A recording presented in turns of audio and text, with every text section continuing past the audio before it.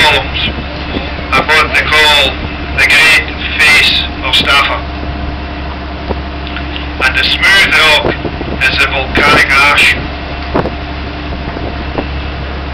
And the geologists, they tell us that Staffa is about 59 million years old. Now that actually is very young, because in comparison they also tell us that the southwest end of Iona is about 2,900 million, and Iona is some of the oldest rock in the world.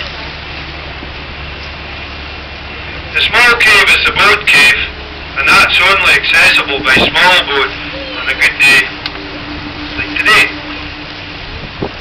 And there you are, there's Fingal's Cave. It's absolutely magnificent today. The sun's shining in there this afternoon, and the tide isn't too high yet. The tide's coming in very fast. It's not too high yet. So you'll see all the different colours when you're in there. And of course, you'll hear what Mendelssohn heard all these years ago. The search of the sea. The eternal search of the sea. And that's what inspired him to compose the Hebrides Overture. And you'll hear it. There's no doubt about it. Maybe not hear the full orchestra playing today, it's too calm, but you will hear the natural music of the sea.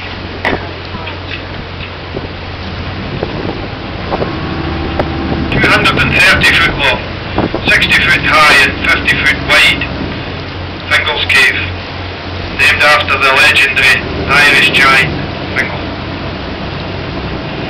And the stories of Fingal and Oisin, his son, these stories were written by James Macpherson, the Gaelic scholar, and that was way back in the 1700s. 1762, the poems of Oisin were published. 10 years after that, 1772, Joseph Banks came to Staffa. And Banks was a botanist with Cook in the first voyage to Australia.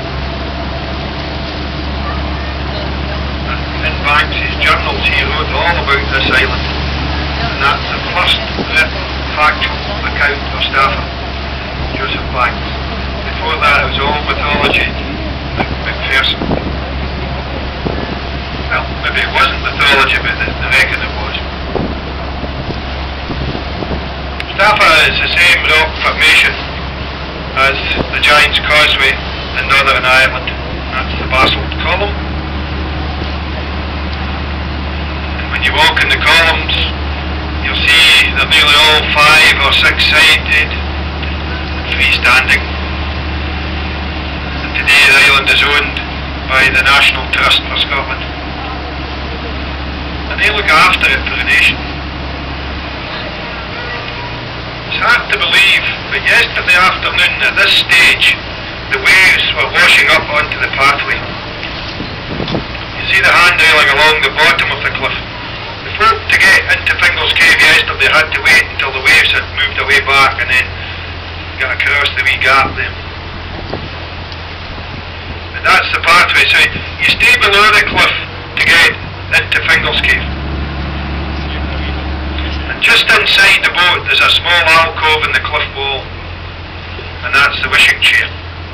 And you're allowed 3 wishes in there, and they say at least one of them will come true within the year.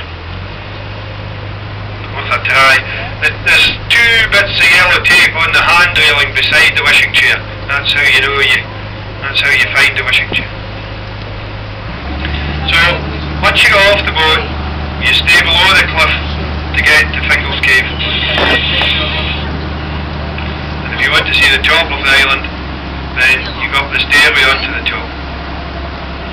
And the high point is above Mackinnon's Cave. We're just going to land into the mouth of the clamshell cave.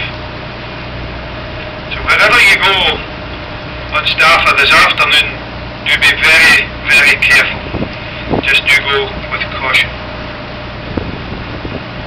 And anything you don't need while you're ashore, you're welcome to leave on the boat. I find it quite warm ashore there this afternoon, so anything you don't need to carry, you're welcome to leave.